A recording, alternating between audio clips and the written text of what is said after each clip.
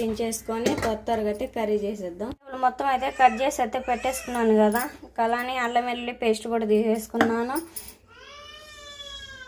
కారం, పసుపు, సాల్ట్ కూడా తీసేసుకున్నానండి. వెజిటేబుల్ మొత్తం అయితే కట్ చేసి, కాయలు అయితే బాగా వేడింది కదా, మొత్తం వేసేసుకున్నాం.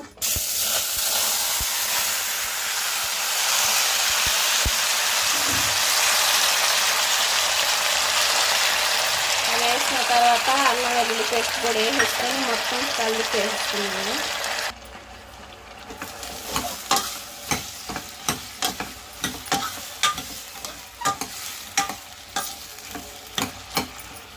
మొత్తం అయితే బాగా కలిపి వేసుకున్నాం కదా, కారం, పసుపు, సాల్ట్ ఇవి కూడా వేసుకొని బాగా కలిపి వేసుకొని మూత పెట్టేసుకుంటే మనకు ఒక 5 నిమిషాలు అయితే కర్రీ అయిపోయింది. ఎందుకంటే బాగా అయితే ఇంకా టైం వచ్చేసి 7 అవుతుందండి, 8 కల్లా పనికి వెళ్ళిపోవాలి. అందుకని చెప్పేసి త్వరగా కర్రీ అనేది అయితే బాగా భోజనం చేసేసి పనికి వెళ్తాడు.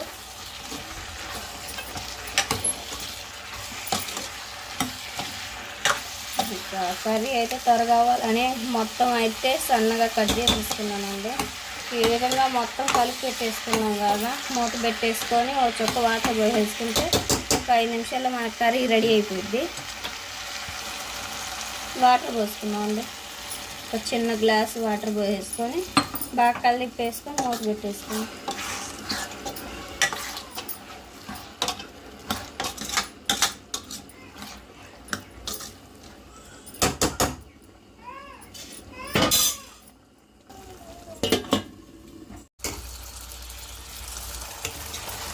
ఓకేనండి, కర్రీ అయితే మనకు బాగా ఉడుకుతూ ఉంది కదా, ఇంకో గ్లాస్ అయితే వాటర్ పోసేసుకొని బాగా ఒక 2 నిమిషాలు ఉంచేసుకొని ఉడకనిచ్చేసుకున్నామండి. బంగాళదుంప అనేది మనకు బాగా ఉడకాలి కదా. పొద్దున్నే ముందు కొట్టొచ్చావా? కొట్టొచ్చా, మనకి ట్యాంక్ లేదు కదా, ట్యాంక్ ఉన్న వాళ్ళకి ఏదో ఒకటి బదులు చేయాలి కదా, అందుకని ఒక 10 ట్యాంకులు కొట్టి ట్యాంక్ తీసుకొచ్చాను. ట్యాంక్ ఇచ్చారు. పోయి మన చేను ఒక ఎకరం కొట్టాల్సిందండి. పోయి ముందు నిన్న చేనుకు కొట్టి వచ్చాము, ఇంకో చేను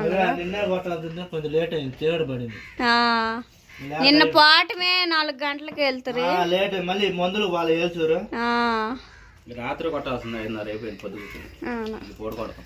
సరే, త్వర భోజనం చేసి ఇంకా తినలా, తింటా.